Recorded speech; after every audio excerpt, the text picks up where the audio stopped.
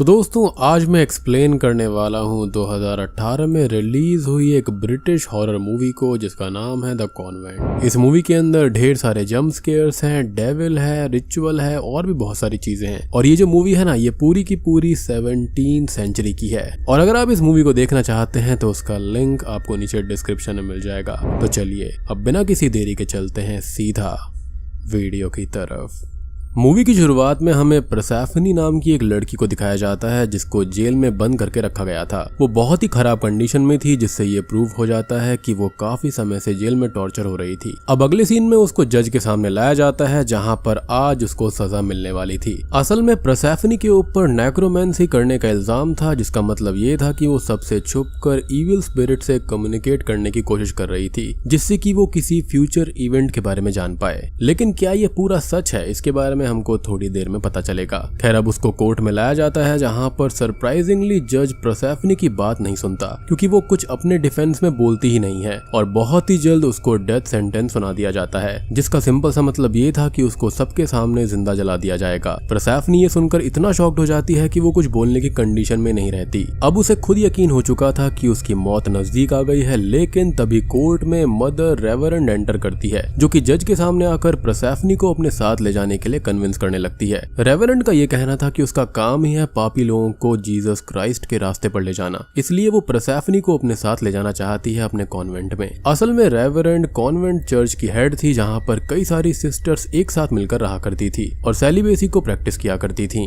अब जज भी रेवरेंड की बात को मान लेता है, जिसके बाद में वो परसेफनी को अपने साथ कॉन्वेंट ले जाने लगती है। अब जब परसेफनी कॉन्वेंट की तरफ जा रही होती है तो उसे रास्ते में एक जगह पर एक जली हुई औरत की बॉडी दिखाई देती है और उसको भी जलाकर मार देने की सजा सुनाई गई थी, जिससे हमको पता चलता है कि ये पनिशमेंट कितनी ज्यादा क्रूअल और पेनफुल थी, जिससे कि आज परसेफनी बच गई थी। जिसके बाद में वो दोनों ही कॉन्वेंट में पहुंच जाते हैं और वहां पर जाते ही रेवरेंड उसको बाकी सिस्टर से इंट्रोड्यूस करवाती है, जिसके बाद में सिस्टर एडला परसेफनी को उसका रूम भी दिखा देती है। यहाँ पर हम एक चीज नोटिस कर पाते हैं कि सिस्टर्स परसेफनी से उतना प्रॉपर्ली बिहेव नहीं कर रही थी, विच प्रूव्स कि वहां पर कोई भी फ्रेंड्स बनने के मूड में नहीं था। अब वो अपने रूम में जाते टाइम एक लड़की को दूसरे रूम में देखती है, लेकिन अगले ही सेकंड वो लड़की गायब हो जाती है। अब वहां पर जाते हुए परसेफनी सिस्टर एडला की बहन सिस्टर एमिली से भी मिलती है जो कि काइंड ऑफ मेंटली इल थी। अब परसेफनी अपने कमरे में जाते ही मुंह धोकर सो जाती है, जिसके कुछ ही देर के बाद में उसे एक वियर्ड सा सपना आता है। सपने के अंदर वो ये देखती है कि एक घर जल रहा है और उसमें एक इंसान भी जल रहा है, जिसके बाद उसकी नींद खुल जाती है और इस सपने का सिग्निफिकेंस हमको थोड़ी देर में पता चलेगा। खैर अब अगली सुबह परसेफनी से मिलने सिस्टर कैथरीन आती है जो कि उससे अच्छी तरह से बात कर रही थी, लेकिन तभी वहां पर रेवरेंड आ जाती है, जिसको देखकर सिस्टर कैथरीन डरते हुए वहां से चली जाती है। यानी कि रेवरेंड का यहाँ पर खौफ काफी ज्यादा था। उसके जस्ट ही बाद में परसेफनी को सिस्टर एना उसका काम समझाती है और उससे ये कहती है कि तुम्हारी जान तो बच गई है, लेकिन तुम्हें अपने आप को प्यूरिफाई करना होगा। उसके साथ ही परसेफनी को उसका काम भी दिखाया जाता है जो कि फार्मिंग का काम था, जिसके बाद में वो अपने काम में लग जाती है। अब वो फार्मिंग का काम कर ही रही होती है, लेकिन तभी वहां पर एलिस नाम का एक लड़का आता है जिसे परसेफनी ने कोर्ट के बाहर भी देखा था।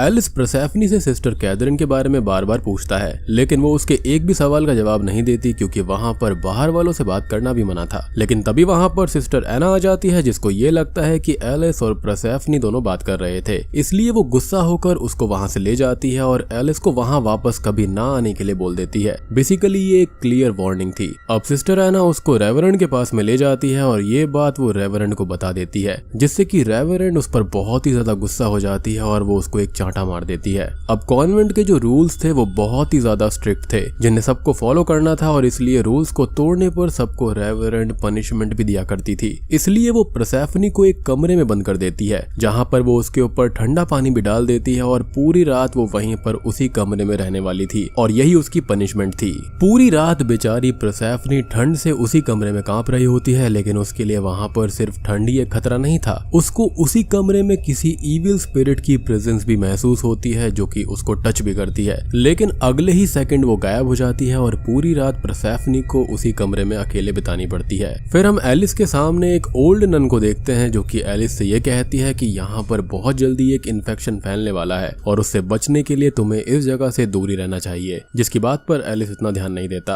अब कॉन्वेंट के अंदर परसेफनी को सिस्टर कैथरीन ये बताती है कि पहले वो ये फार्मिंग वाला काम ही किया करती थी जहाँ पर उसको एलिस मिला था। एलिस उसे हमेशा यहाँ से ले जाने की बातें बातें करता रहता था और एलिस को ये कॉन्वेंट पसंद नहीं था, इसलिए वो इस कॉन्वेंट को अच्छा नहीं माना करता था। उसे ये लगता था कि कॉन्वेंट के अंदर पहले कुछ गलत हुआ था, लेकिन जब सिस्टर एना को ये बात पता चली तो उसने सिस्टर कैथरीन को फार्मिंग के काम से हटाकर लॉन्ड्री में शिफ्ट कर दिया था। और इस चीज से सिस्टर काफी खुश भी थी, क्योंकि उसे कॉन्वेंट छोड़कर जाना ही नहीं था।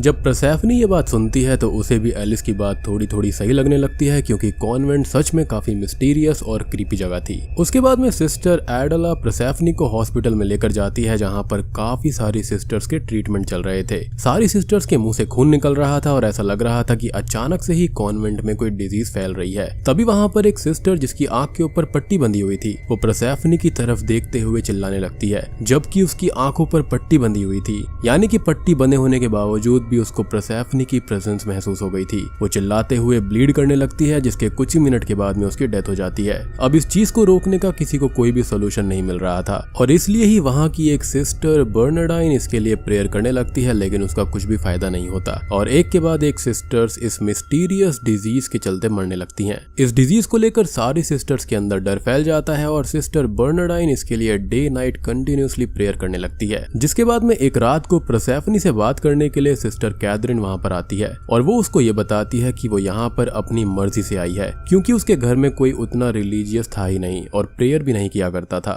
जिसके बाद वो रेवरेंड को मिल गई और उसने कॉन्वेंट ज्वाइन कर लिया। तभी यहाँ पर हम परसेफनी के पेरेंट्स के बारे में भी जान पाते हैं। वो ये बताती है कि उसकी भी एक नॉर्मल फैमिली थी, जिसके अंदर उसके मॉम और डैड थे और वो सब भी फार्मिंग ही किया करते थे और शायद इसलिए ही उसके लिए फार्मिंग का काम इतना मुश्किल नहीं था। लेकिन तभी एक रात को उसको एक सपना आता है कि फार्म हाउस में आग लग गई है और आपको याद होगा कि थोड़ी देर पहले उसको इस कॉन्वेंट में सोते टाइम एक सपना आया था जहाँ पर एक घर जल रहा था, तो वो इसी से रिलेटेड था। वो उसका एक नाइटमेयर था जो कि असलियत थी। अब अगले दिन परसेफनी ये बात अपनी मॉम को बताने जाती है, लेकिन उसकी माँ इस बात को नहीं मानती और कुछ ही दिनों के बाद में ऐसा ही होता है और उनके फार्म हाउस में आग लग जाती है, जिसके अंदर उसकी मदर उसकी आंखों के सामने जलकर मारी जाती है और उसका ये नाइटमेयर सच हो गया था और कॉन्वेंट में उसको जो नाइटमेयर आया था वो भी सेम ही था। अब इस घटना के बाद वहाँ पर सभी रहने वाले लोग और यहाँ तक कि उसके खुद के डैड भी उसे ही कसूरवार ठहराने लगे। सबने ये सोचा कि परसेफनी की वजह से ये हुआ है, क्योंकि वो नेक्रोमेंसी यानी कि विचक्राफ्ट वगैरह प्रैक्टिस करती है और इसलिए ही उसको इस चीज के बारे में पहले से ही पता था।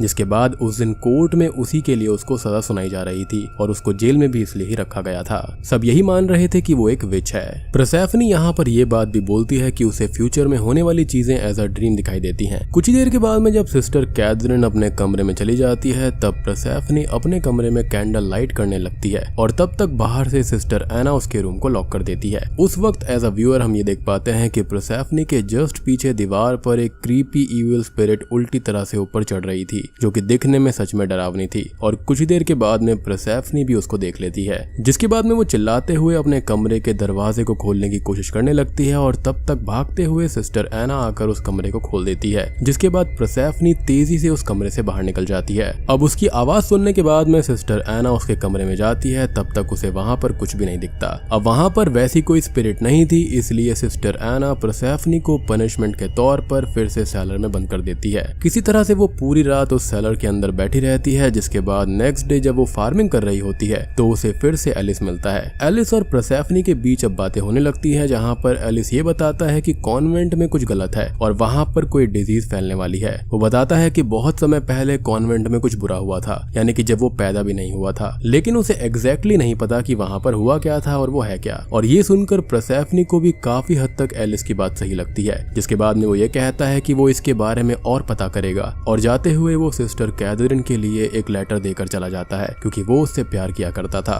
फिर परसेफनी सिस्टर कैथरीन को उस लेटर को दे देती है, जिसके बाद में वो उस लेटर को पढ़ रही होती है। लेकिन तभी सिस्टर एना उस लेटर को देख लेती है, जिसके बाद दोनों को ही स्टिक से मारकर रेवरेंड के सामने पनिशमेंट दिया जाता है। अब पनिशमेंट के बीच में ही हम सिस्टर बर्नार्डाइन को देखते हैं, जो कि काफी समय से प्रेयर कर रही थी, क्योंकि उन्हें ये भरोसा था कि प्रेयर से ये सारी चीजें ठीक हो जाएंगी। लेकिन आज जिस दिन वो प्रेयर कर रही थी, वहां पर अचानक से उन्हें बहुत डरावनी सी चीज अपने सामने दिखती है, जिससे वो डरते हुए जोरों से चिल्लाने लगती है और अपने हाथों से ही अपनी आंखों को निकाल लेती है। जी हाँ, यानी कि वो खुद ही सुसाइड कर लेती हैं, विच वॉज वेरी हॉरिबल। और इस तरह से सिस्टर बर्नार्डाइन की जान चली जाती है, जो कि काफी ज्यादा शॉकिंग था। यानी कि इस कॉन्वेंट के अंदर कोई अच्छी शक्ति नहीं बल्कि कोई शैतानी शक्ति घूम रही है। अब सारी की सारी सिस्टर्स उस रूम के अंदर जाती हैं जहाँ से सबको चिल्लाने की आवाज आई थी। जिसके बाद में सब सिस्टर बर्नार्डाइन बर्नार्डाइन की डेड बॉडी को देखकर बहुत ही ज्यादा डर जाती हैं। लेकिन अजीब बात ये थी कि यहाँ पर रेवरेंड के चेहरे पर थोड़ा सा भी डर या फिर चिंता नहीं थी, जो कि काफी अजीब होता है। अब हम इस बात को गौर करते हैं कि रेवरेंड मरी हुई सिस्टर बर्नार्डाइन की आंखों को अपने पास रख लेती है, विच वॉज वेरी वियर्ड। यानी कि यहाँ पर ये सारी की सारी चीज जो कर रही है वो शायद से रेवरेंड ही कर रही है। कॉन्वेंट के अंदर ये सब देखकर परसेफनी खुद को रोक नहीं पाती और वो उस इविल स्पिरिट की बात सबको बताने चली जाती है, लेकिन उसकी बात पर कोई भी यकीन नहीं करता। कोई भी ये मानने के लिए तैयार नहीं था कि कॉन्वेंट अनहोली हो सकता है। परसेफनी की बात सुनकर सिस्टर एमिली वहां से डरकर भाग जाती है, जिसको सिस्टर एडला जाकर संभालती है। तभी हम एलिस को देखते हैं जो कि वापस उन्हीं ओल्ड नन के पास में गया था, क्योंकि उसको ये लग रहा था कि शायद उनको कुछ पता होगा, क्योंकि पहले एलिस ने उनकी बात पर यकीन नहीं किया था। एलिस अब उन ओल्ड नन से जाकर पूछता है कि कॉन्वेंट में आखिर पहले हुआ क्या था, जिसकी वजह से आज कोई भी नॉर्मल पर्सन वहां पर नहीं जाता। जिसके बाद में ओल्ड नन उस कॉन्वेंट की पूरी स्टोरी एलिस को बताती है। और दोस्तों अब यहाँ पर खुलते हैं इस कॉन्वेंट के असली पत्ते। वो ये बताती हैं कि उनका नाम असल में सिस्टर एलिजाबेथ है और वो भी एक समय पर उसी कॉन्वेंट में थी। और उस समय यानी कि ये बात आज से 30 साल पहले की है और रेवरेंड भी उसी कॉन्वेंट में रहा करती थी। और उस समय जो बाकी की सिस्टर्स थी वो रेवरेंड को ही फॉलो किया करती थी, क्योंकि सबका ये मानना था कि रेवरेंड बहुत ही ज्यादा प्योर सोल है और सभी लोग उसकी तरह बनना चाहते थे। अब ऐसे ही एक दिन सारे मिलकर एक रिचुअल करने का फैसला करते हैं, जहाँ पर वो सबसे यंगेस्ट नन को इसका मीडियम बनाते हैं। अब रिचुअल के लिए उस यंगेस्ट नन के ब्लड का भी सेक्रीफाइस किया जाता है ताकि लॉर्ड जीसस उन सब से मिलने आए। लेकिन हुआ इसका उल्टा था और कोई भी होली स्पिरिट वहां पर नहीं आई, बल्कि डेविल कॉन्वेंट के अंदर आ गया। उस डेविल ने सबसे पहले उस यंगेस्ट नन को पजेस कर लिया और उस नन ने डेविल के इन्फ्लुएंस में आकर एक एक करके सारे सिस्टर्स को मार डाला। जिसके बाद में एंड में सिर्फ रेवरेंड और सिस्टर एलिजाबेथ और वो छोटी नन बची थी। अब वो यंगेस्ट नन जो होती है वो डेविल के पोजीशन में एलिजाबेथ को भी मारने वाली थी, लेकिन तभी वो डेविल उसकी बॉडी से निकलकर बाकी की डेड सिस्टर्स की बॉडी में चला जाता है। जिसके बाद में वो जो सिस्टर्स होती हैं जो कि डेविल के पोजीशन में आ गई थी, वो उस यंगेस्ट नन को भी मार डालती हैं। और इसी समय के बीच में एलिजाबेथ किसी तरह से अपनी जान बचाकर वहां से भाग गई। अब बाद में सिस्टर एलिजाबेथ को ये पता चलता है कि असल में ये सब कुछ रेवरेंड का ही प्लान था, पर उसने ऐसा क्यों किया ये उनको नहीं पता। उन्होंने आगे ये बताया कि तभी से रेवरेंड ऐसी लड़कियों को कॉन्वेंट में लेकर आती है जो कि सोसाइटी से बाहर हो जाती हैं, जिन्होंने कुछ गलत काम किया हो, ताकि उन्हें कन्विंस करना इजी हो सके। जिसके बाद में वो उन सभी का सैक्रिफाइस कॉन्वेंट में दे देती है और कोई भी वहां से जिंदा बाहर नहीं निकलता। और यही रीजन है कि वहां पर बाहर के लोगों का आना भी मना है। अब ये सुनकर एलिस सीधे कॉन्वेंट की तरफ जाने लगता है ताकि वो ये सारी बातें परसेफनी को बता पाए। अब जाते हुए वो एलिजाबेथ को भी अपने साथ आने के लिए कहता है, लेकिन वो आने से मना कर देती हैं, क्योंकि 30 साल पहले जो हुआ था उसकी वजह से वो बहुत ही ज्यादा डरी हुई थी।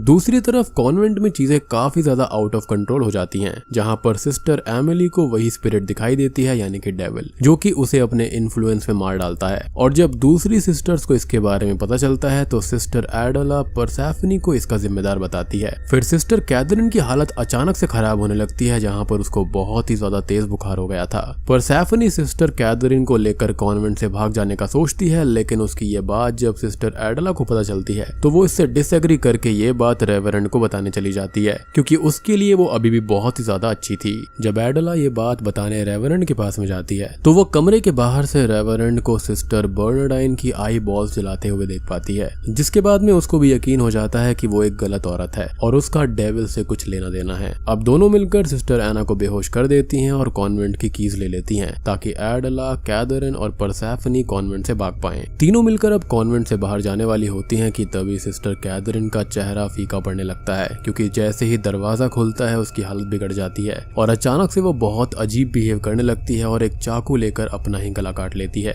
जिसके बाद उसकी वहीं पर मौत हो जाती है। तब तक कॉन्वेंट का दरवाजा भी अपने आप बंद हो जाता है, यानी कि यहाँ का जो डेविल है वो उनको बाहर जाने नहीं देगा और उसको सैक्रिफाइस चाहिए। बेसिकली रेवरेंड ने यहाँ पर डेविल को ही गॉड मान लिया था और उसको ऐसा लग रहा था कि वही सब कुछ है।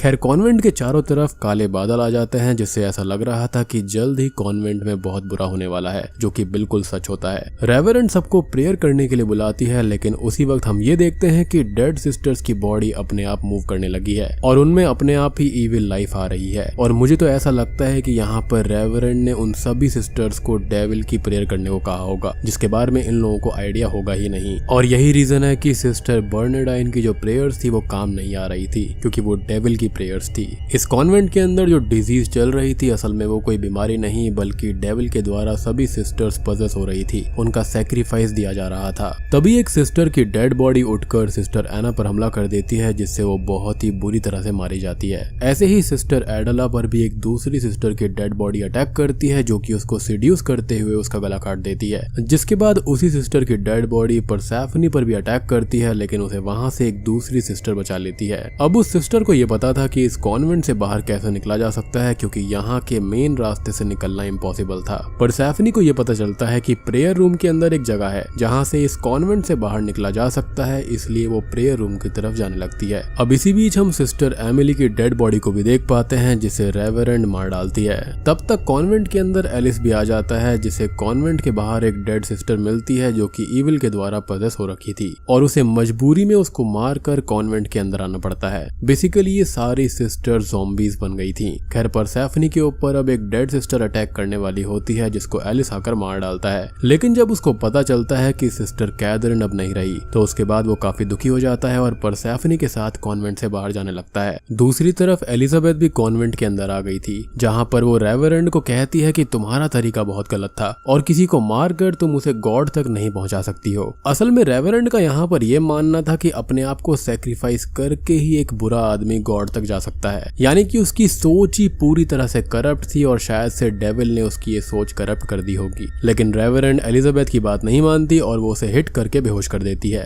और डेविल ने उसको आज तक इसलिए ही नहीं मारा था क्योंकि उसको तो सैक्रिफाइस मिल रहे थे, तो उसे रेवरेंड को मारने की कोई जरूरत थी ही नहीं। अब परसेफनी और एलिस जब कॉन्वेंट से बाहर निकल रहे होते हैं, तभी उनके सामने सिस्टर कैथरीन आ जाती है, जो कि एलिस के पास आकर उसको सीड्यूस करके मार देती है। यानी कि यहाँ पर वो भी मरने के बाद पजेस हो गई थी, ज़ॉम्बी जैसी बन गई थी। जिसके बाद वो परसेफनी पर अटैक करने लगती है, लेकिन तभी वहाँ पर रेवरेंड आ जाती है। अब रेवरेंड वहाँ पर आने के बाद में परसेफनी को अपने आप को सैक्रिफाइस करने के लिए बोलती है। वो कहती है कि तुम्हें अपनी लाइफ को सैक्रिफाइस कर देना चाहिए, लेकिन तभी पीछे से एलिजाबेथ आकर रेवरेंड के शरीर में आग लगा देती है और परसेफनी सिस्टर कैथरीन और रेवरेंड को एक ही जगह धकेल देती है, जिससे दोनों के शरीर में आग लगने लगती है और दोनों वहीं पर जलकर राख हो जाती हैं। और सबसे बड़ी बात यह है कि यहाँ पर जो डेविल के आने का सोर्स था वो कुछ और नहीं, मेरे हिसाब से रेवरेंड होगा, जिसके साथ में डेविल भी यहाँ से चला गया। अब परसेफनी कॉन्वेंट के बाहर निकल जाती है, लेकिन सिस्टर एलिजाबेथ का क्या हुआ ये हमको पता नहीं चलता, क्योंकि हमें वो वहां से बाहर निकलती हुई दिखाई नहीं गई थी। तो हो सकता है शायद वो जल के मर गई होगी क्योंकि पूरे कॉन्वेंट में आग लग गई थी,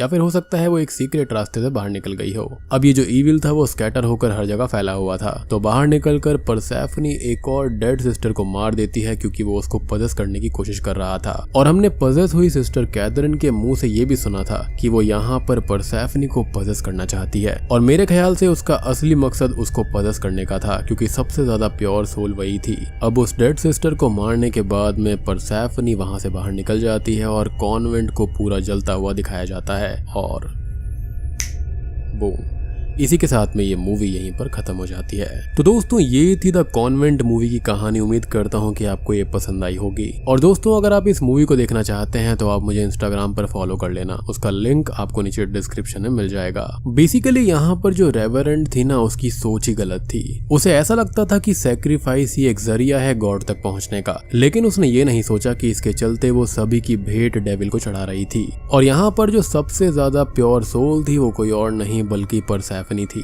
और शायद से इसलिए ही वो वहां से जिंदा बच पाई। बाकी सभी सिस्टर्स के अंदर कोई ना कोई फॉल्ट था या फिर उनके अंदर कोई ना कोई दिक्कत थी जिसके चलते वो भी यहाँ पर इम्प्योर हो गई थी। तो उम्मीद करता हूँ कि आपको ये पसंद आया होगा। पसंद आया है तो वीडियो को लाइक कर देना, चैनल पर नए हैं तो सब्सक्राइब कर लीजिए। तो मैं आप सबको मिलता हूँ अगली वीडियो के साथ में, तब तक के लिए